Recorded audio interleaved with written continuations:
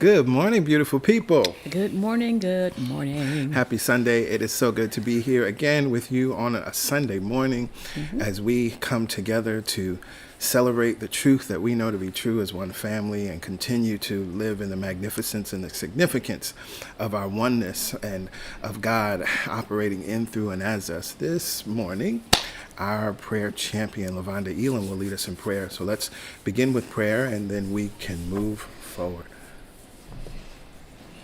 Hello and good morning, Celebration Spiritual Center. How good it is to be with you. Let us close our eyes and take in a deep breath of collective love. And as we exhale, we move inward toward that sacred place where truth always abides. As we connect mind to mind, as we connect spirit to spirit, as we sync up heart to heart, knowing that there is a power. There is a supreme infinite intelligence. There is a kinetic energy that surges through all of life and ignites our very being. I know this breath of God to be everything that I am. I know this breath of God to be everything that you are. And I know that its presence is the perfect love that we are. I know that its presence is the ever circulating abundance that surrounds us always. I know that its presence is the total well-being and good experience in this thing we call life. Sweet, sweet spirit of giving, how good it is to know that the love that you are is everywhere up on us, that it always has been and that it always will be, for there is no separation in God. As we rest in that knowing, let us place our faith and our trust in the guidance or in our direction as we surrender to the will of that which is the ultimate navigator of our lives, knowing that we are steered toward our perfect wholeness, knowing that we are steered towards right mind, towards right place, towards right action. Thank you, beloved Spirit, for the navigation of being here in good company today as we are on purpose and in practice in the truth that we know and the truth that we seek. As we uprise in our consciousness and our awareness, good spirit, let us today dig even deeper into the understanding and practice of new thought as we continue to celebrate and honor the African diaspora contribution to this philosophy and study. Let us, dear spirit, broaden our perspective of what we think we know as we make greater room for the new and as we welcome all knowledge as beautiful pebbles on the pathway of truth. Thank you, Divine One, for the inspired thought coming through our pastors as they shed light, as they share their love, as they share their inspired wisdom with us today. In deep gratitude for the shoulders upon which we stand, I give thanks. In deep appreciation for the divine revelations that are to unfold and for the blessed offerings of the day, I give thanks. And so on this breath of good, I release this prayer back to the grand operator, trusting in its full return as I graciously say, Amen, Ashe, and so it is. Yes, yes. Amen. Ashe. And so it is. And so it is. And so it is. Well, hello again and welcome, everyone. We are happy to be here with you and connected with you on this day. And we recognize that some of you, this may be the very first time that you are joining us here at CSC on the powerful weekend service live stream. And so we would love to hear from you. We would love to stay in touch with you. I see folks are already shouting themselves out in the comments from Minnesota to Tennessee.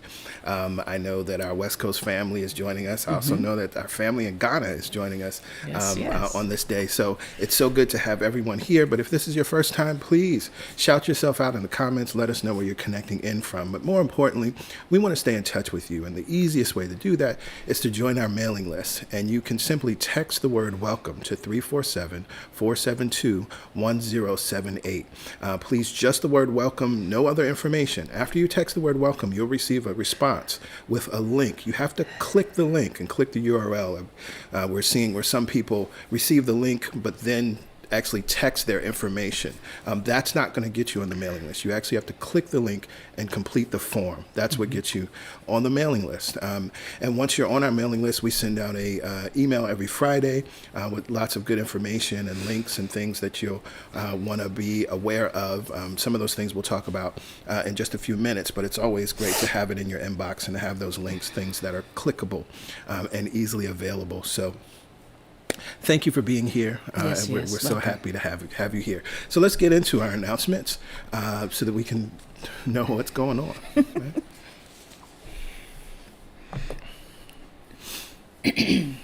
It is Black History Month. Yes, it is still February, and we are, of course, in the experience of our sermon series, Deep Roots, New Thought in the Black Experience. And we are also honoring the Black experience and expressions of Blackness and how that has shaped American history and how it continues to shape our lives and our thinking today. We have a resource to go along with the sermon series. I'm going to reference some things today that you might want to go to this link so that you can check out as well. There's some books, there's some movie links, and there'll be some music links related to today's sermon.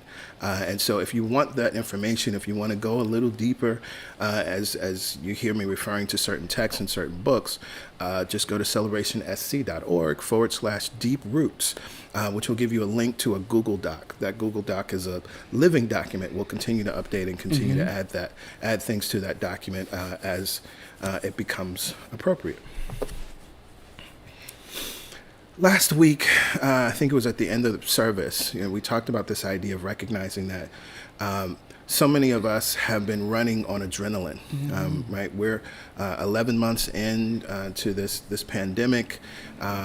It's amazing to think that we're coming close to a year. And what many people did, understandably, and particularly in this country, but really around the world, right? You tapped in and you let your adrenaline carry you, right? And you got a lot of things done, right? And you were able to take care of your family and hold it down. But adrenaline runs out. Running on adrenaline is like trying to live off of cotton candy, right? And so you might get a sugar high, it gives you a boost, but you crash.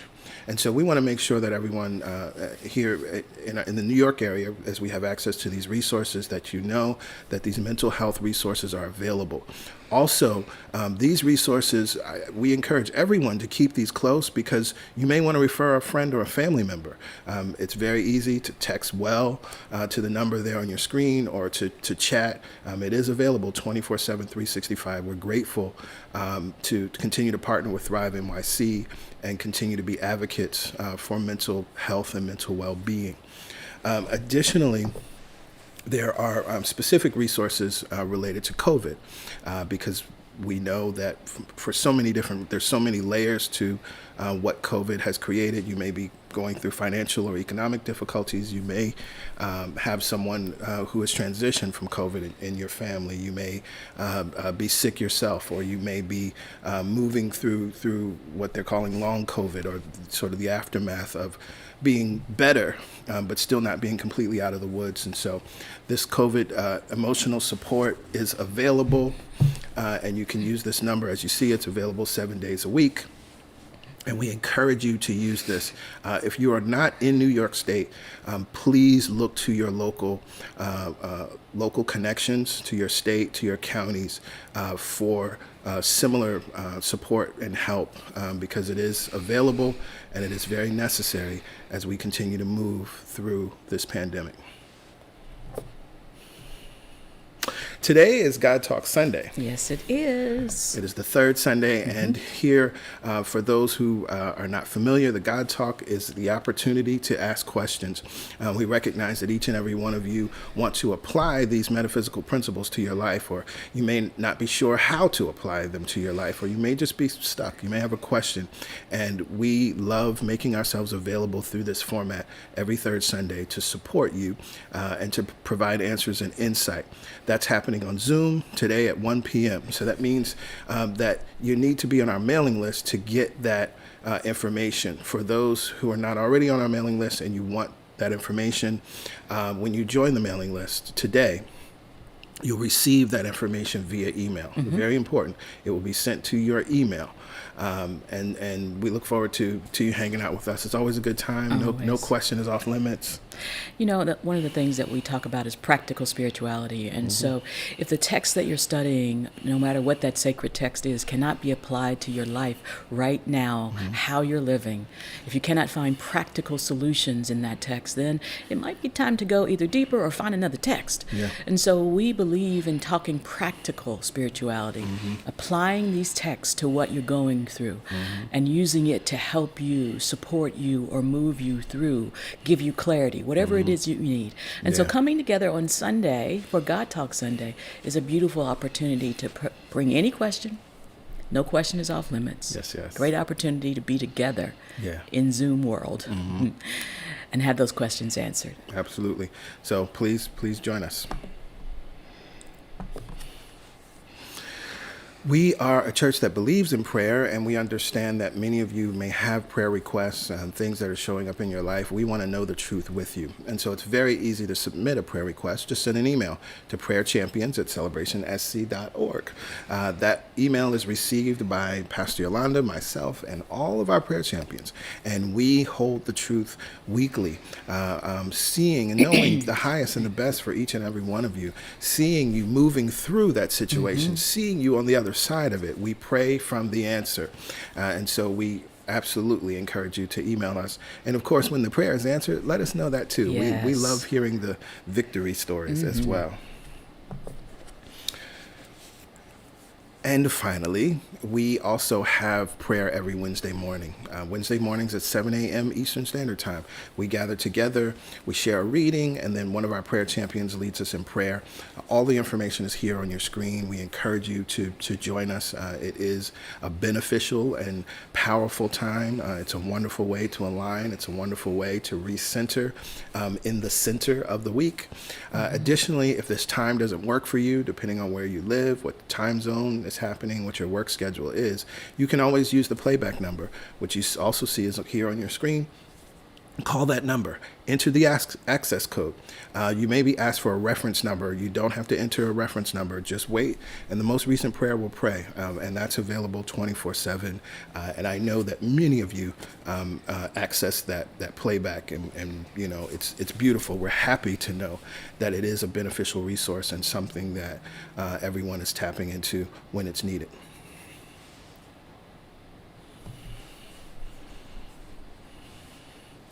And now it is time for meditation. And PY will lead us so beautifully and so wonderfully within. Yes, it is time for meditation. And I've been thinking about our meditative time together. For some, it might be the only time that you give yourself during the week to get still. In our society and in our world, we have glorified busy. We have glorified the hustle. We have glorified grinding. And I go deeper in thinking about that. What does that mean? We are trying to glorify and justify our existence. But when you get still and know that you are loved and held and connected to the divine, your existence is guaranteed. You don't have to prove anything else. You don't have to acquire another thing. You are already the accomplishment of God. And when you understand that you are the accomplishment of God, what does that mean? It means that life had an idea in mind, and you are it. You are the accomplishment of a thought made manifest. And therefore, there is nothing that you need to add, subtract, acquire, get, or give to receive that love. So all we have to do, if there is anything, is to get still and let God love us. I love this idea so much because it means that the only thing standing between us and that love is us. It's not that God is not willing and available.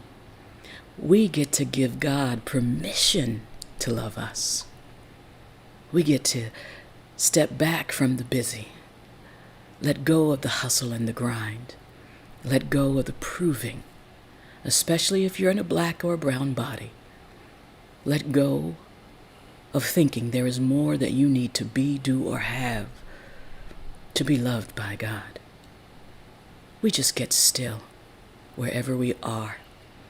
Does that mean that our thoughts are always still? No.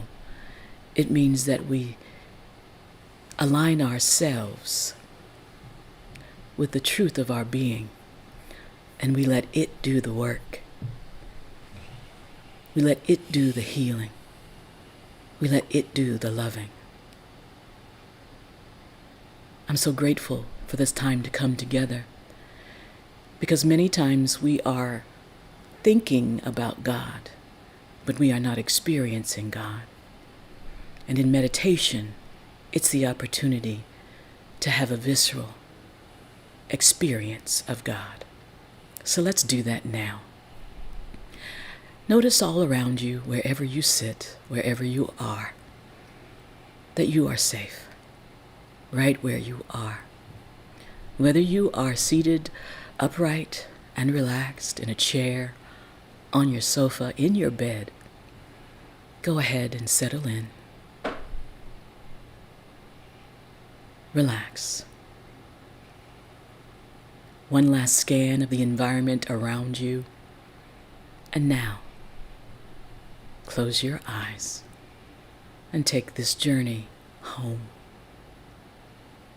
Let's get still and let God love us.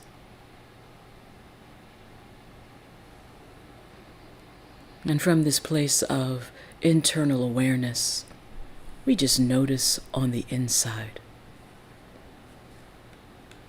We notice the breath moving. We notice any sensations in the body. And we judge neither. We make no attempt to move it, change it, fix it.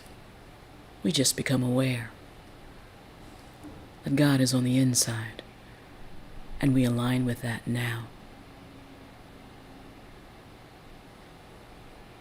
We honor and acknowledge the power of the breath right where it is, whether it is deep or shallow. It is moving, and that's all we need for now.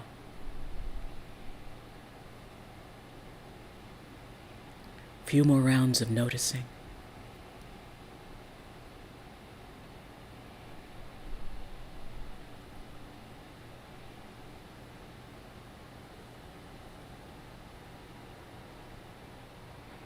And in that noticing, we realize that nothing is required for us to breathe.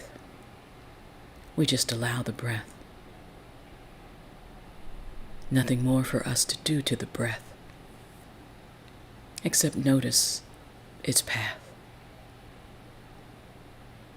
In through the nostrils, circulating through the system, and then being released a little warmer as it makes its way outside the body.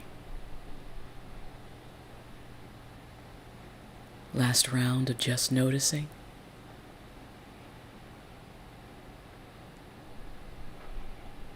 Beautiful. And now, together we take conscious control of the breath, because it is under our control. And right now, we send our awareness into the low belly. And together, inhale into the low belly on a count of 4. Inhale.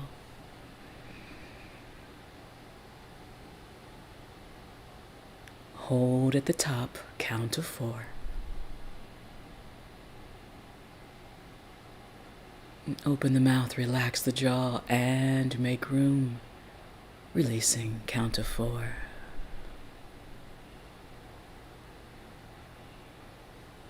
Again, inhale into the low belly.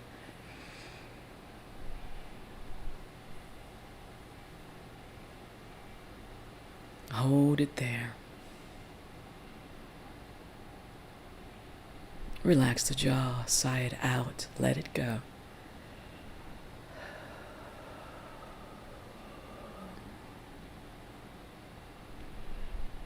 And now let's elongate that breath even more. In through the low belly, up through the rib cage. Expanding the front, the sides, and even the back of the body. Now. Hold it at the top. There. Open the mouth and release, sighing it out. Nice and easy. Count to 4.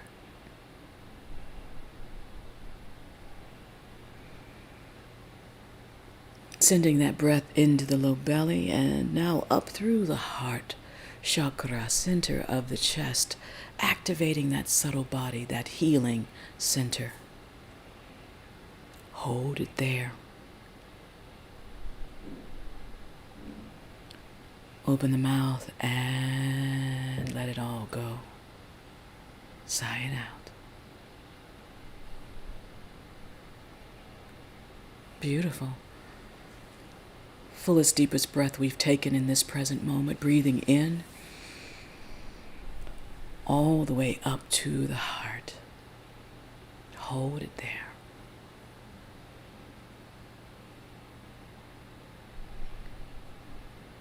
And release.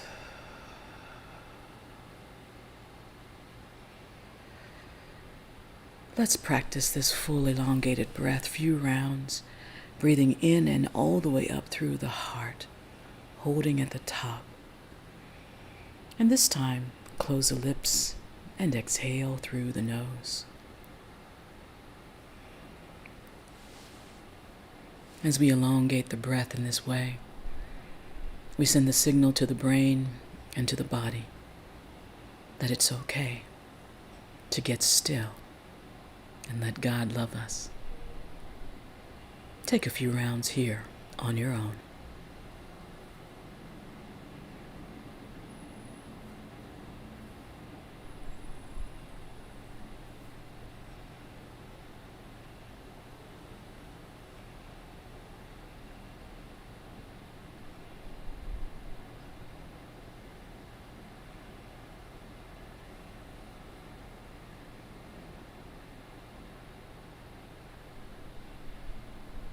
Last round here.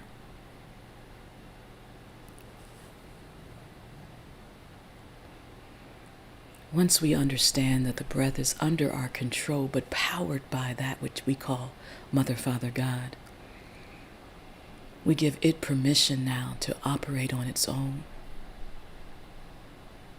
And we bring our focus to the feet,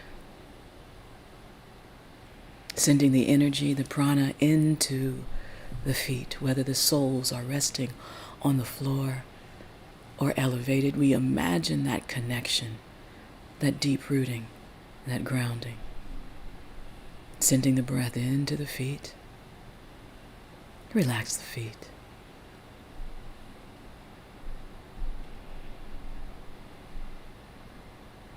As we make contact, either physically or vibrationally, with the ground beneath us, the earth beneath us, the ancestors that support us, we summon that energy and allow it to flow up through the soles of the feet, making its way through the ankles. Relax the ankles now.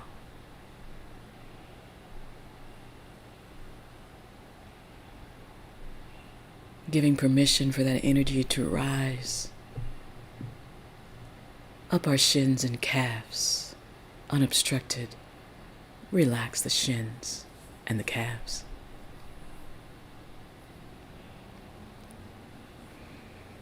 Giving permission for the energy to flow across our knees. Relax the knees.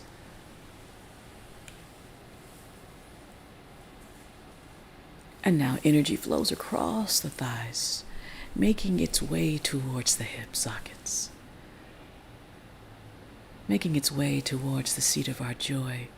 We relax the thighs, the glutes, even the hamstrings surrender. The hips follow suit, relaxing it all now.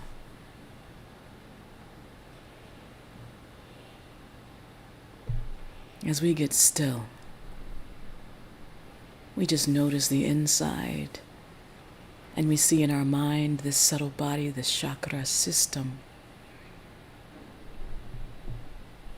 Energy gathered at the base of the spine begins to make its ascent. And as it does, we make room and allow, balancing that energy on its ascent, up, up, up, activating each chakra, up, up, and out the crown of our head.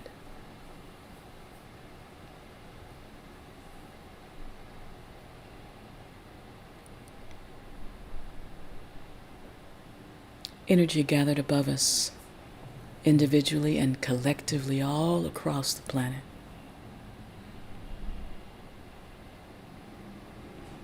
In this world and on the other side of the veil, we connect with this energy.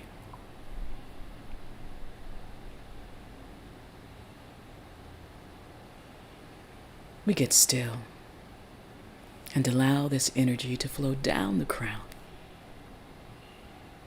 activating and balancing the third eye, opening our throat to speak words of love and compassion, across our shoulders and down our arms, out to our fingertips. Whether the palms are turned up to receive more or turned down to ground, to root, we get still and just notice how good it feels to be loved, to be an open channel, to be nurtured and replenished. And as we begin to make our way deeper into our meditative time, scan your body. Notice anywhere that you've been unconsciously holding on, unconsciously holding something back. Give permission for God to love you and release it all now. We will take this internal journey. I will monitor the time. And we worry not or judge not when thoughts arise. When we become aware, we bring the mind back to this idea, to this affirmative thought. I get still and let God love me, all of me, right where I am. From this place of awareness, enjoy your time of connection, of allowing, and of stillness now.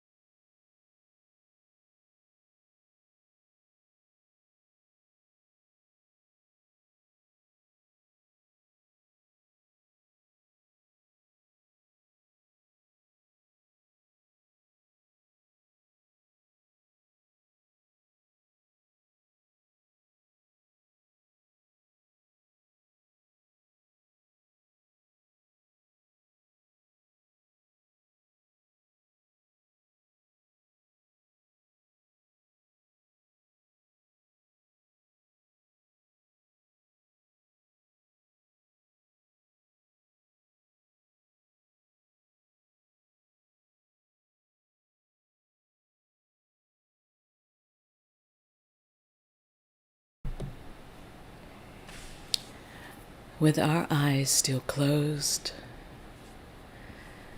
we notice we stand in gratitude and surrender for the connection that can never be severed. With our eyes still closed, we honor the time that we gave ourselves to remember we need do nothing. To receive more love from God, we just have to decide we want it. When the world outside gets too busy, too crazy, too demanding, we close our eyes and bring ourselves back here. And the simple act of closing our eyes, allowing our breath, we get to remember. We get still and let God love us. With our eyes closed, clarity comes, peace comes, ease comes. As we enjoy these final moments of internal awareness, we start to make our way back into the body, but we come accompanied by this awareness, this renewed sense of self, this renewed worthiness, this renewed awareness that God is here, always here, and always loving us right where we are.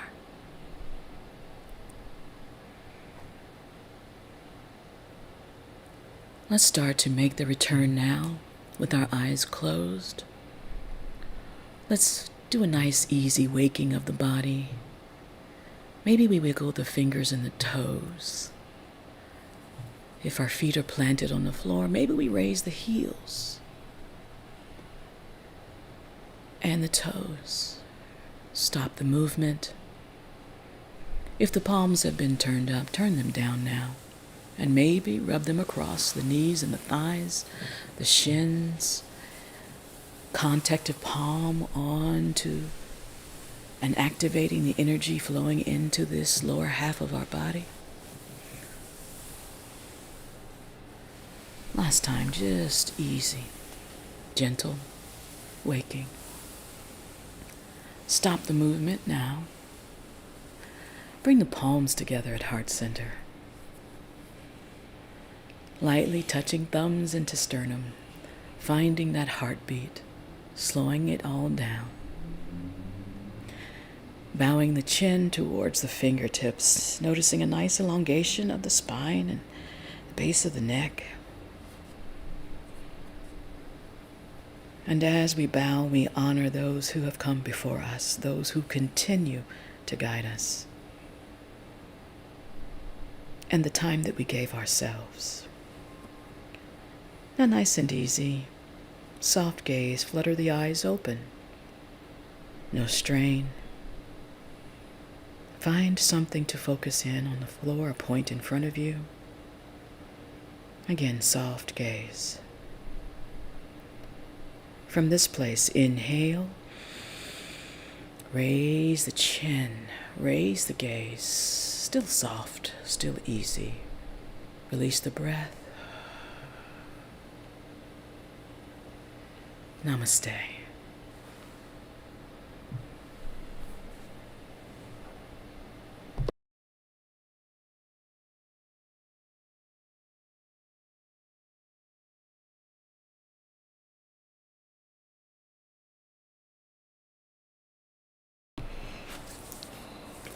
Yes, yes. Thank you, PY. You're welcome.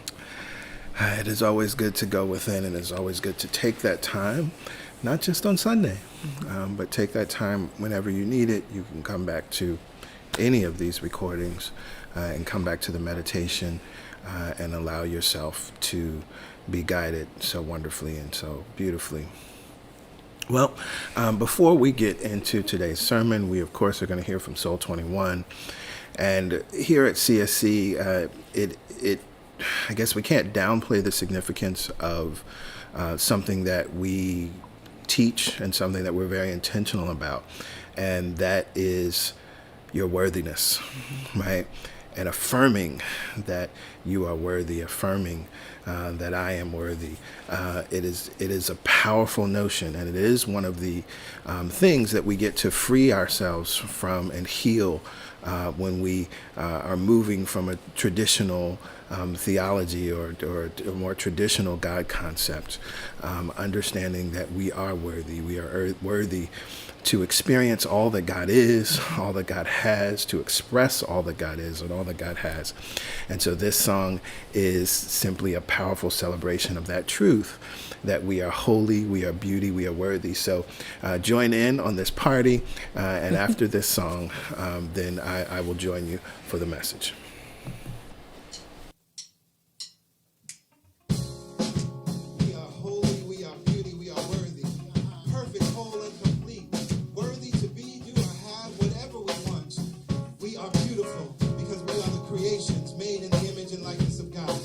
Yes, yes. Here we go. We are holy, we are holy. Holy, holy, we are holy. Yes. We are holy, we are holy. Holy, holy.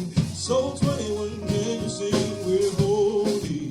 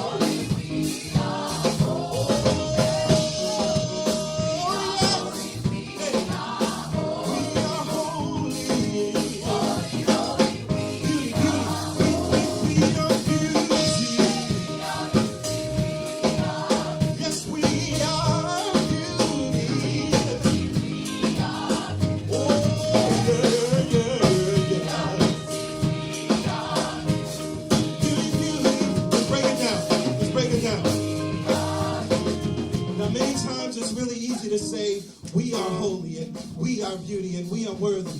But can you know that individually for yourself? We know that I am is our God name, and whatever follows I am, it is. And so we're going to affirm right here and right now that I am worthy. So 21 can we sing I am worthy. I am worthy, I am worthy. I am worthy. Worthy, worthy, I am worthy. I am worthy. I am worthy, I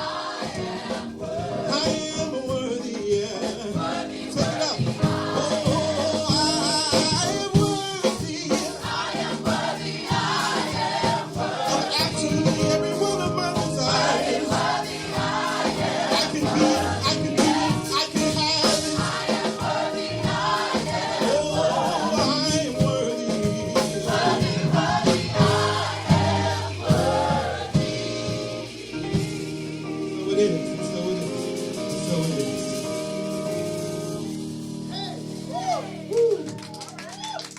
All right, that felt good.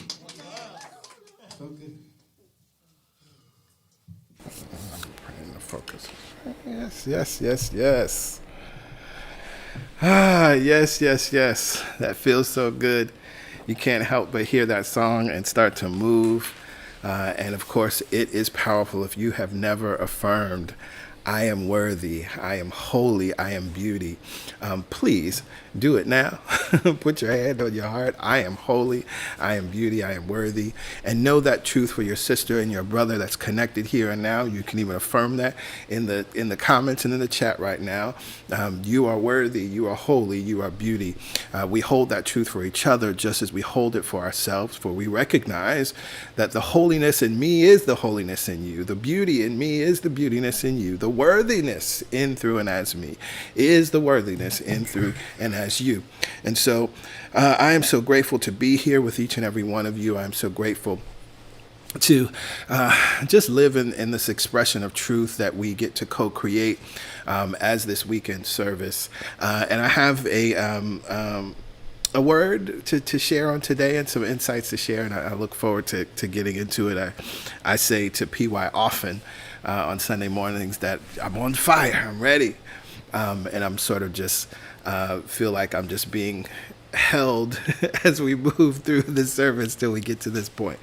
So I'm so grateful to be here.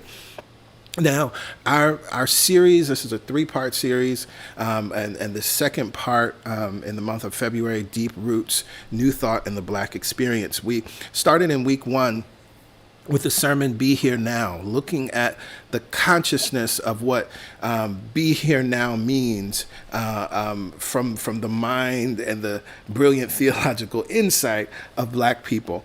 And that sermon was a critique as there was a teacher who shared this idea that Be Here Now actually isn't beneficial to Black people. And I talked about how that triggered me. And I then took you on the journey of understanding why I was triggered. And that took me to really articulating that as a Black person, I bring a whole host of experiences and ways of thinking and ways of being that inform my thinking and my insight, even as I come to new thought. And so we talked about the history and what Black people brought with them in coming to new thought.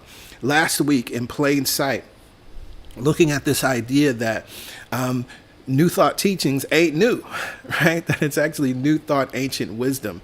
And so we see that in the consciousness of the Black experience, these ideas that we call New Thought are everywhere, just as they are all throughout the American experience, because it's a reflection of how New Thought really permeated society in the early 1900s up until the present. And so we shared some of that insight, which was powerful and wonderful. And so in the sort of the mental planning and thinking of this sermon series, I knew that something had to be said, or some way, somehow, I didn't mean to do that on purpose, that's the title of the sermon, that music would come forward, because I think you can't talk about the Black experience without understanding the role that music plays, but also what music teaches and conveys. And honestly, as I was sort of planning this, I really thought that I was going to do something related to Lift Every Voice and Sing, right? The Black National Anthem was, I thought that was the song. But I was pulled in another way. And I hope that many of you got a chance to watch the Black Church, the 2-part series on PBS. It was powerful and inspiring. There's so much information that was shared in those 4 hours. You really can't tell it all. But what I love is a lot of different doors were open. A lot of different threads were displayed and shown, so that then you as the listener and the watcher can then dig deeper, right? We've been talking, if you think about the context of what we've been sharing over the last few weeks, right? I talked about this idea that the black experience in New Thought, black people brought all of that experience to New Thought. Hoodoo, Pentecostalism, African spirituality. You see that same thing referenced in general of how black people approached Christianity, right? And how enslaved Africans approached Christianity, right? One of the things, of course, that was talked about, they couldn't go too deep, but of course the power and the role of music in the black experience and in the black church. And specifically, we understand and we know that there were songs, the slave songs that were created out of a spiritual understanding and for spiritual connection. They were also created as a form of communication. The beat and the drum was used literally to talk and communicate between people. And then also we recognize that these songs, these slave songs and the spirituals were being created and used in a way to communicate as many were able to escape and were escaping. We know, and I think of a sermon some years ago I did, Wade in the Water, where I talked about that, the brilliance, right, that Harriet Tubman used that song, which was based on and inspired by a Second Testament story, right, healing story about Jesus, and used it in a powerful and profound way to support those who were escaping. And then, of course, we also have the hymns of the Western Christian church, and then we have the gospel songs, right? And gospel is a music that was created and birthed out of the blues, right? So we get the slave songs, we get the spirituals, and then we have the blues, which was another powerful. It just displays so much more brilliance because these songs had double meanings. Right, that my baby left me, and being wronged by my woman wasn't really on the face value. You had that interaction between a man and a woman, but that's not really what it was about, right? The person that was actually wronging the singer was white supremacy. Right? It was systemic racism, and this was a way to talk about it. It was a way to lament and a way to vent. And so we have the father, or who's considered the father of gospel music, Thomas Dorsey, who is a blues man. He actually played piano for Ma Rainey. If many of you, I hope, have been able to see Ma Rainey's Black Bottom on Netflix, Chadwick Boseman's final performance. Powerful display in terms of the movie version of that play. But if you understand that she was at the height of the blues movement and was incredibly famous, well, Thomas Dorsey played piano for her. Right. And so he had this awakening experience, and that shifted him into solely writing gospel music. But he was a prolific composer. It said that he wrote about 1,000 gospel songs and 2,000 blues songs. And what he did, which was so interesting, is he took the sound of the blues and the sound of the juke joints, right? Go back to that scene in The Color Purple if you want to know the sound of the juke joints, right? He took that sound and then married it with a spiritual message, right? This was amazing what he did, right? Because he was really taking something that was familiar to the ear and then channeling it in a certain way.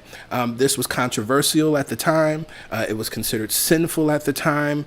And it was controversial for a lot of reasons that we can't even really get into today.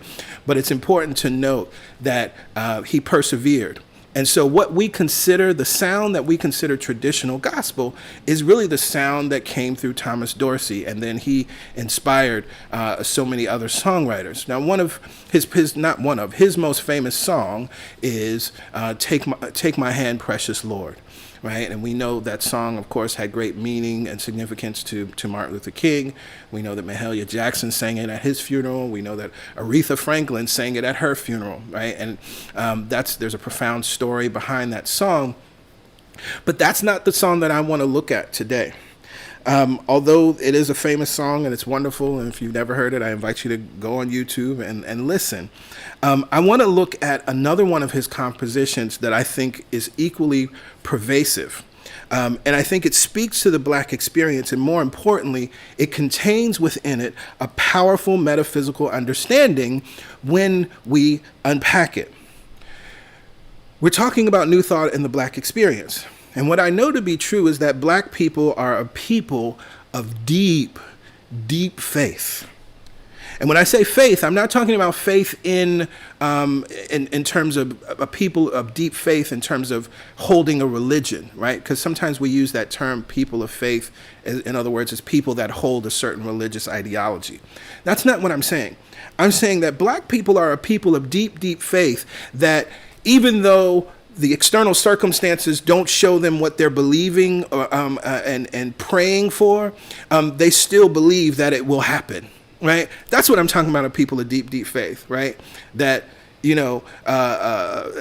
Emancipation Proclamation happens in the 1860s, and 100 years later, Black people are still pushing for equal rights, right? People of deep, deep, unwavering faith. And it is only by faith that a people can endure the harsh realities that we have faced in the United States, while also keeping our eyes on the prize, believing in the possibility of a world where there is equal justice under the law. And so one of the root expressions of this understanding is contained in the words of a Thomas Dorsey composition. The title of the song is "The Lord Will Make a Way Somehow." And so I'm going to be talking today from the topic, some way, somehow. See, this deep inner knowing has sustained Black people for generations. Metaphysically, we understand that this thing we call God is the way and the how. And the sooner we stop trying to make a way, God will show up in, through, and as our life experience and make the way and be the way, some way, somehow. And so I want us to look at the lyrics. We're going to do a sort of a metaphysical exegesis of this song, and we're just going to deal with the first verse and the chorus, the refrain. But I want to share the lyrics with you in case you don't know the lyrics. And I'm also in the study resources. I'm going to share 3 different versions of the song, because one of the things when I talk about the song being pervasive and being something that's sort of intrinsic to a knowing and an understanding that Black people carry with us, this song shows up in so many different ways, and the lyrics of this song show up, decade after decade in various different versions. Not only the versions of this song being created, but then sort of branches that branch off from it. Right? We can talk about "The Lord Will Make a Way Somehow." Other songs are just "The Lord Will Make a Way." I know that the Lord will make a way. Then we get into "He's a way maker." Right? I'm thinking about, there's a song. Myrna Summers and Timothy Wright, "Some way, somehow, we're going to make it," right? I know some way, I know somehow, I know some way, we're going to make it. So it's still taking you in that same idea. This is a thing that's pervasive in the spiritual understanding. So let's take a look at the lyrics, and then let's unpack some of this. Like a ship that's tossed and driven, battered by an angry sea, when the storms of life are raging and the fury falls on me, I wonder what I have done that makes this race so hard to run. Then I say to my soul, take courage. The Lord will make a way somehow. And then we get to the chorus. The Lord will make a way somehow. When beneath the cross I bow, He will take away each sorrow. Let him have your burdens now. It's hard to say this without singing it. Oh, Lord have mercy. When the load bears down so heavy, the weight is shown upon my brow. There's a sweet relief in knowing the Lord will make a way somehow, right? So let's unpack this, right? This is a powerful song, and I know that many of you, if you were raised in this consciousness and raised with this song, and you heard this on Sunday mornings getting ready for church, or just on Sunday mornings, even if you weren't going to church, because real talk, when you understand that, many of us, we grew up, you might not have gone to church every Sunday, but that radio was on Sunday mornings with the spirituals playing. So first, let's unpack this. And this is important in terms of looking at this metaphysically, right? What is the Lord? What is this thing that we're talking about? We have to be clear about that from a metaphysical understanding, right? And so we understand metaphysically that when we see the word Lord, Lord means law. And when we say law, what are we talking about? And I think it's important that we go to back to a text that we've studied, Working with the Law by Dr. Raymond Hollowell, right? And what does he say? We have heard God spoken as love, divine mind, divine intelligence, Jehovah, God, Lord, first cause, primal substance, and other names. The terms above named are all synonymous. They mean one and the same thing. And I choose to use a simpler name that everyone will understand. I shall call God working in our lives law. Interpreting the law in several ways should bring it more clearly into our way of thinking. Then, as we strive to work with the law, we are living closer to God. And such living brings a better understanding. So God working in our lives is what the law is, right? So then what we're talking about when we hear the phrase and the term, the Lord will make a way somehow, we're saying that the activity of God working in our lives is the thing that will make a way, some way, somehow.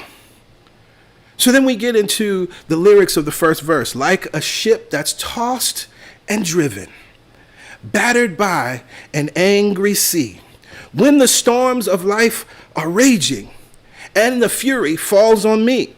Now, this is one of the things that I love about the way that gospel songs and the spirituals and the slave songs come into being, right? Because we recognize that first, enslaved peoples, enslaved Africans, most were not able to read, were not taught to read. And so these biblical stories were read to them. And what was so powerful and interesting is the ways in which those stories then were interpreted through their lens and to their benefit, right? And so you have the stories of the Hebrew boys in the fiery furnace, right? Which said something about God showing up in your life, even in the midst of dire circumstances. Of course, we have the story of the Exodus, which many slaveholders removed from the Bible, but there were enough that heard the story that then the songs began to arise, go down Moses, and the songs begin to arise, let my people go, right? From these stories, these powerful songs came into being. And so there's something in the memory, the collective memory, that's being referenced by this, like a ship that's tossed and driven, battered by an angry sea. It points to two stories. First, it points to the story of Jonah in the belly of the whale. And then it points to the Second Testament story of the stilling of the storm, or the peace be still story, right? Both of these were stories where Jonah found himself running away from being a mouthpiece for God and sharing with the people of Nineveh what it was that God wanted to share. And so he gets on a boat and tries to leave. And so a storm happens because of that. And he's thrown overboard because the people realize he was the reason for the storm. And he's swallowed up by the belly of the whale. Now we understand, and we dealt with this a little bit in our the Sun Does Shine series in one of the early sermons, right? Understanding what does it mean to be in the belly of the whale, and what is that about, right? That this is a time of darkness, but it's also a time of transformation in the same way that the seed must be placed in darkness for it to become what it is destined and designed to be. And then we have the stilling of the storm, a wonderful story where Jesus says, let us go to the other side. They get out on the boat and they get out there into the sea. Jesus is at the bottom of the boat and this crazy storm comes and the disciples are scared. It's unexpected. They think they're going to die. They call Jesus and they actually say, Master, do you want us to die? Will you please do something? Right? And of course, Jesus comes from the bottom and rises up, which is a wonderful metaphysical idea, right? That we rise up in consciousness. We must lift up our thoughts, right? And then we can say, peace, be still. And so in just a few lines, Thomas Dorsey is bringing to mind those unwanted experiences. That's what he's saying to the listener, right? Where we feel like we've lost our bearing. those experiences that seem to come out of nowhere. It's the problem after problem space, right? He's talking about grief. He's talking about despair. He's talking about loss. He's talking about a job loss. He's talking about not having enough money, not being able to make ends meet. He's talking about wanting healing in your body, and it just seems like it's not happening. All of these things, this is what that experience of living in life like a ship that's tossed and driven, battered by an angry sea, when the storms of life are raging and the fury falls on me, right? So he's setting a scene, and it's important for us to understand this, that there's, if you don't have no problems and life is rosy for you, maybe this song isn't for you, right? But for those of us that are experiencing problems or have experienced problems and will experience problems in the future, it's important for us to tap into this consciousness, this some way, somehow consciousness, because we recognize, and what we teach here is that the spiritual life does not buffer you from having problems, challenges, or unwanted experiences, but the spiritual understanding will support you in moving through them and learning from them so that you can be victorious. Now, here's something interesting, right? What's the next line? I wonder what I have done to make this race so hard to run. Oh, Lord, victim consciousness. Now, it would be easy for us to look at this and say, oh, yeah, that's a victim song, right? And put it at arm's length, because I'm not about that. I'm New Thought, right? I'm a metaphysician. But let's be real. Let's be real, right? When things hit the fan, when things get really bad, there's a moment. Not saying that it's going to be forever, but there's a moment. I mean, Jesus had a woe is me moment, right? According to the stories, he was in the Garden of Gethsemane, sweating blood or crying blood. He was in victim consciousness, right? And this is that space where we think that life is happening to us, that our lives are governed by external forces. We're living in blame and shame. We're asking, why me? What did I do wrong? Why does this always happen to me? Right? Or we're blaming people. She or he made me do it. Right? They made me feel this way. Right?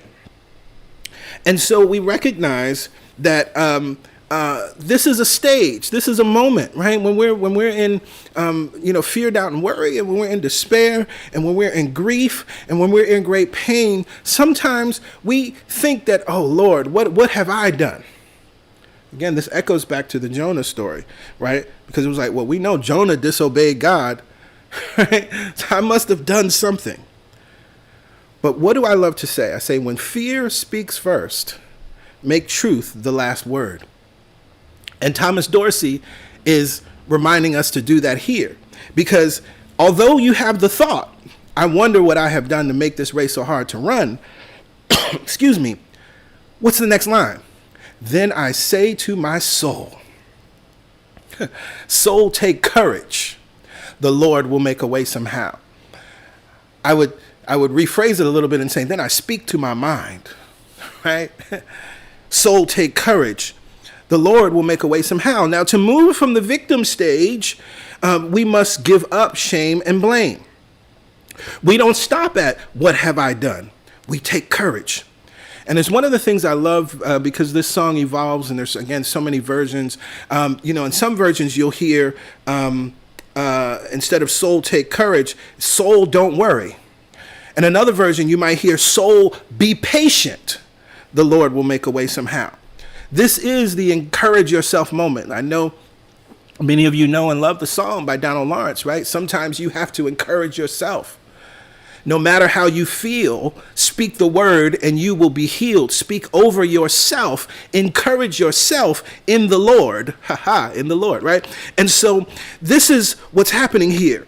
That there's a moment where we understand there's a fear, doubt, victim thought that shows up in our minds. All good, that's temporary. But then we have to speak to our soul. We have to speak to our mind. We have to speak to our thoughts and encourage ourselves. This is when we use what we know, use the truth that we know. This is then when we affirm what we know to be true.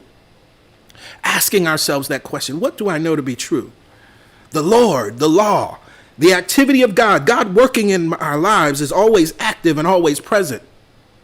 It is the way and the means. So what do I know? I know that thing, this thing that I call God, the very activity of God, God acting, moving in my life, is the thing that will make a way. Some way, somehow.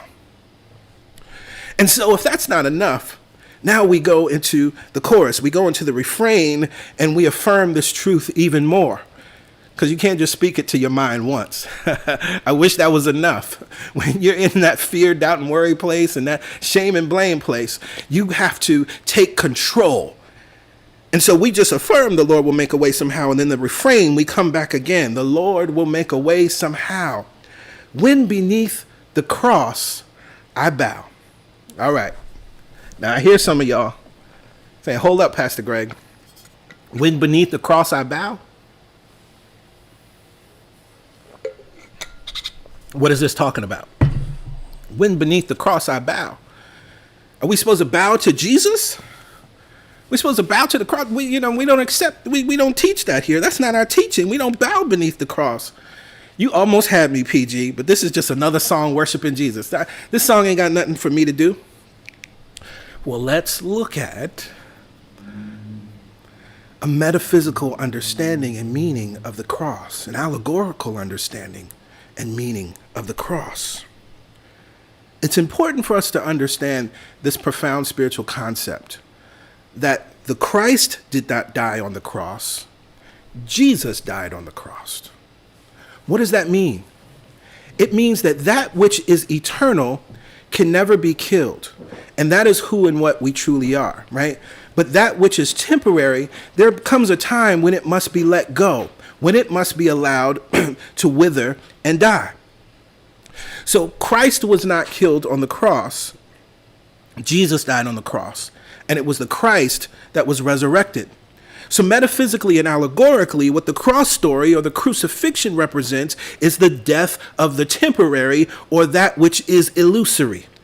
It is akin to the shell of a seed breaking off. This is why we actually have those words in the mouth of Jesus. Just as a seed must fall to the earth and die, so the Son of Man must do the same thing. Right, is akin to that outer shell of the seed. It must break off, and it must open that and open so that which is within it can take root and grow, and it can become something far greater than what that seed was expressing and what that seed represented. This is always the truth of our life. So let's consider this lyric from that vantage point. The Lord will make a way somehow. When beneath the cross I bow. God, the Lord, the law is always active, but we must learn to make use of it and work with it. It works in our lives. The some way somehow shows up in our lives when we allow those things which are false, temporary, and illusory to die and fall away. What am I talking about? When we release fear, doubt, and worry, that's bowing beneath the cross, allowing that thing to be destroyed, allowing that thing to be removed. When we release unworthiness and low self-esteem, when we release other people's opinions, when we release trying to please our parents or our family members or our lovers or other loved ones, when we release hiding or dimming our light, when we release questioning our gifts, when we release comparison, when we release false timelines of when we think we should be doing this or doing that, I should have a house by now, I should have a family by now, I should be married by now. Some way, somehow shows up when we allow these things to die. This is how we make room for something new. This is how the greatness within you emerges. This is how the Christ consciousness within you emerges. So when you hear this lyric, the Lord will make a way somehow. When beneath the cross I bow. This is what it's talking about. There's something that must be released. And that's what the cross and the crucifixion and resurrection story is all about. That we release something so that we can reveal something. And then the next line says, He will take away each sorrow. Let him have your burdens now. Now, we talked about the victim stage and the victim consciousness, right? That idea that life is being governed by external forces. That idea that something is happening to me. That idea of living in shame and blame. Now, in order to move from the victim stage to the law stage, right, from to me to it, we have to give up shame and blame. But we don't stay in the law stage because we move from the law stage to the vessel stage, which is as it, right? Through me stage, rather. And what's interesting is in order to move from the law stage to the vessel stage, it's the opportunity. We must give up control and power. And this is what's rooted in this very simple lyric. He will take away each sorrow. Let him have your burdens now. Again, it's so hard to speak these words without singing them. Do you want to end your suffering? Give up control and power. Let him have your burdens now, right? Do you want to release sorrow? Give up control and power. Surrender and trust in the law. Trust in the Lord, right? It reminds me of the song we sing that I wrote many years ago, right? I give this to you, but in the bridge we say, worry, doubt, and fear. I give it up. I give it up. It was never mine. Now I give this to you. Give this to you. You know the answer. You know what to do. It's just a 21st century way of saying the Lord will make a way somehow, right? Let him have your burdens. This is giving up control, giving up your sense of power to actually experience power, to actually allow power to move in, through, and as you. And so then we close with the final two lines of that chorus. When the load bears down so heavy, the weight is shown upon my brow. There's a sweet relief in knowing the Lord will make a way somehow. There's a sweet relief in knowing. Now it's interesting, I was reminded of the words of Morpheus in the first Matrix movie, right? Where he says to Neo, sooner or later you will learn, as I had to learn, that there's a difference between knowing the path and walking the path.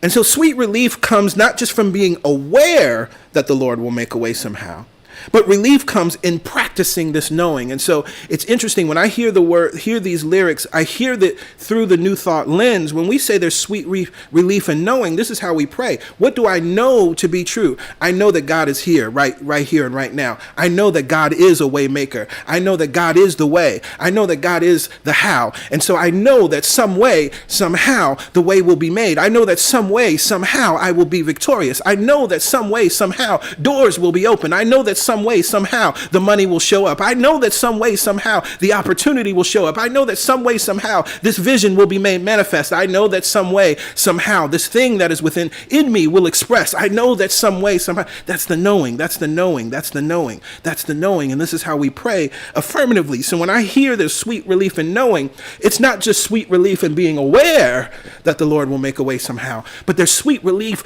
in the affirming from that vantage point of I know this to be true. And that's the practicing.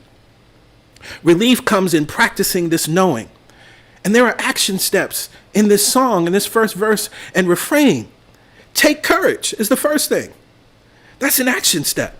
Encourage yourself.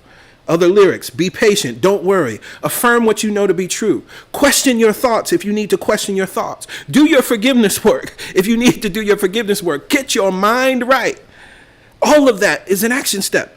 Right? There's another action step. Bow beneath the cross. Right? Let all of those destructive thoughts and beliefs die so that your greatness can be revealed. Anything that is unlike love, anything that is unlike that which is beneficial, that which is constructive, we need to let it go. Remove the shell so that the God in you can take root and blossom and grow.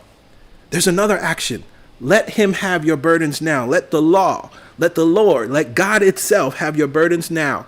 That is an action of surrendering and trusting.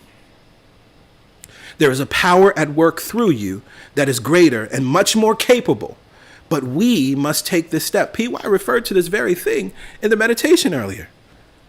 Love will not force us to do anything. Even when it's in our best interest, love will not force. We have to take that action step. Let love have your burdens now. That feels good, doesn't it? Let love have your burdens now. And so the relief comes when we bring our minds back to this truth. There is a some way, somehow that's available for each and every one of us. Take this to heart today and apply it to what seems insurmountable in your life right now. Apply it to those places in your life where you feel hopeless or in despair. Apply it to where you feel tossed and driven, battered by an angry sea. Because what I know to be true and what life has proven to me over and over again is that the Lord will make a way somehow. There is a some way, somehow that is active and available for each and every one of us. But it requires our surrender. It requires our letting go. It requires our willingness to become what we aren't currently now.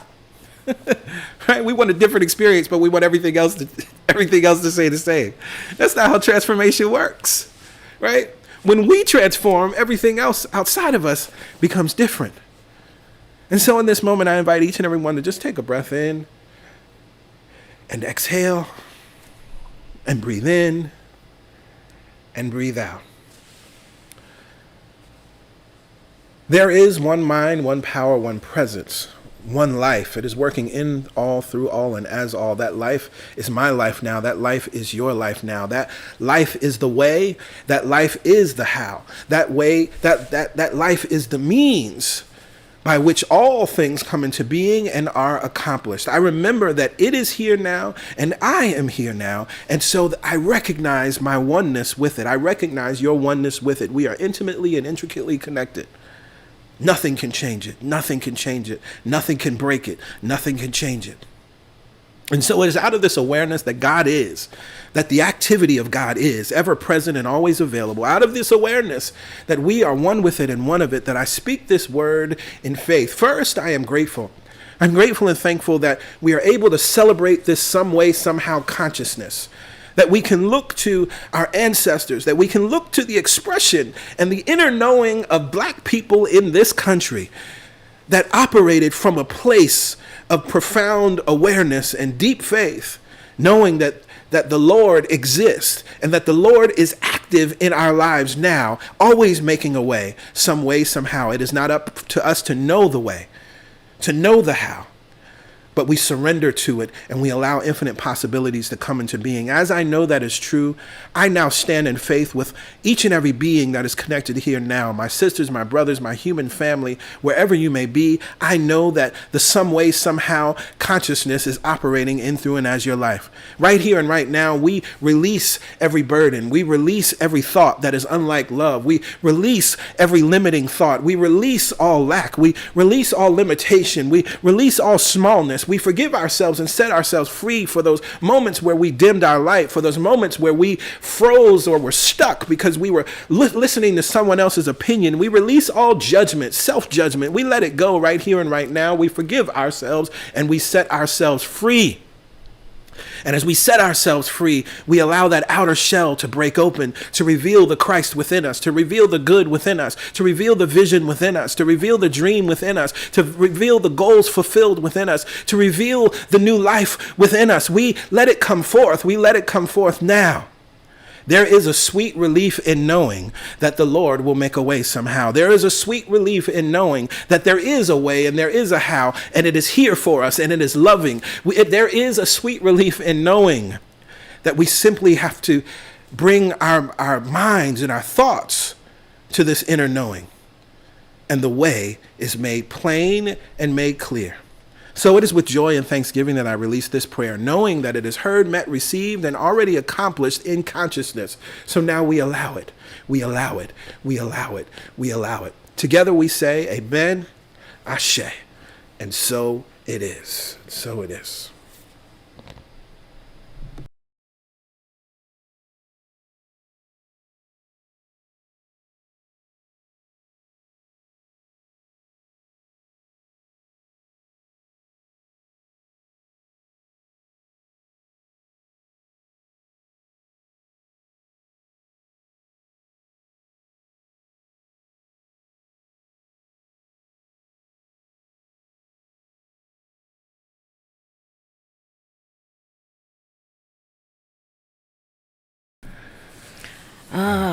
Yes, yes. Some way, somehow.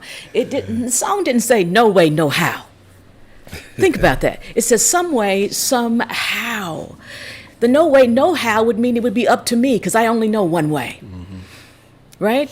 And so we get to sit with this truth that there is a way. Mm-hmm. Always. There's always a way. There's always opportunity. There's always an answer. Mm-hmm. And it doesn't have to come from me. It comes through me. Yes, yes. Some way, somehow. Hey. Yeah. I do. I feel like I want to sing the words. I'm like, it's in my head so much. Lord have mercy.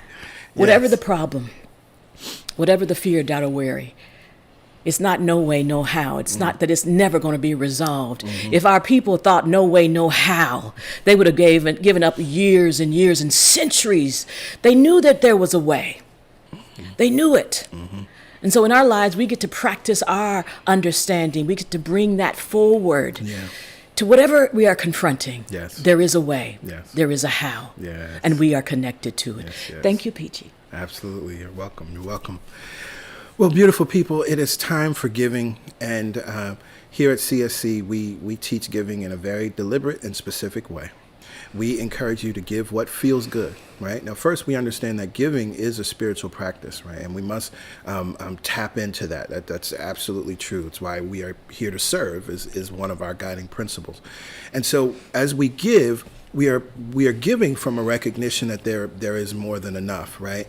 And any sort of withholding we can't receive, right? A closed hand. It's like, oh, I want a blessing. I want, right? You can't get anything in a closed hand. So giving actually opens your hand, which then puts you in the posture to be able to receive. But then there's another step. Give what feels good, right? Because you could take this law of circulation and then start to use it to manipulate. Or you take this law of circulation and you're scared. You're like, well, I don't want, God to sweep my house clean, so let me give, right? Or I don't want to be shamed, as some churches do, right? All of that. So it's important that the vibration behind your giving is joy. Mm-hmm. Right? So it has to feel good, because that is then the seeds that you're planting in the garden of your mind and your life. And so if you plant good seeds, you get good plants, right? But if you plant unworthiness seeds and shame seeds and, obligation seeds, right? Then you're just that's what's going to be in the garden of your mind and of your life. So we give what feels good. We find our joy number. It's very easy to give here at CSC. You can simply go to our website, celebrationsc.org/give, or you can text your dollar amount to 347-744-9500. I realized that there's some confusion, and maybe we'll update this graphic, that you actually text your dollar amount, not the word give, to this number. Text the dollar amount to 347-744-9500. There is a $10 minimum for text to give. As always, we appreciate your gifts. It allows CSC to continue to grow and to thrive, to do the work that we're doing, of course, by streaming and making sure that we have a high quality product and presentation. And at the same time, it supports us in supporting other organizations around the world as we support organizations like Feeding America and City Harvest and the Equal Justice Initiative and on and on. So give what feels good. And when you give, then we can affirm this powerful truth. All the money that I use. All the money that I use. Returns to me multiplied. Returns to me multiplied. In a never-ending cycle. In a never-ending cycle. Of increase. Of increase. And enjoyment. And enjoyment. Yes, yes. So I'm looking at the time. At 1 p.m. Eastern Standard Time. Mm-hmm. The God Talk is happening. If you're already on our mailing list, please check your inbox, because the email went out on Friday and the information is there in the weekly email. If you are a first-time guest and you may be hearing about this or you missed it, if you join our mailing list, I'll put the graphic back up, and text the word welcome to this phone number that you'll see here on your screen. No, that's not the wrong one. Text, yes, this number right here that you see here on your screen. Text welcome to 347-472-1078. If you join the mailing list, just text the word welcome. You'll get a URL, enter your information, and then you will be emailed the Zoom information for the God Talk. Again, it's very important. It's in your email, the information for the God Talk. So we look forward to seeing many of you at 1 p.m. in Zoom. For those that aren't able to make it or have other obligations, we pray that you have an awesome remaining remainder of your Sunday and an awesomer week. Right? Week. As you move forward throughout your week. We love you. We appreciate you. We continue to hold the highest for you, knowing that God is the way and the how, working in, through, and as your life. All right. So bye for now. Bye for now. All right. Happy Sunday.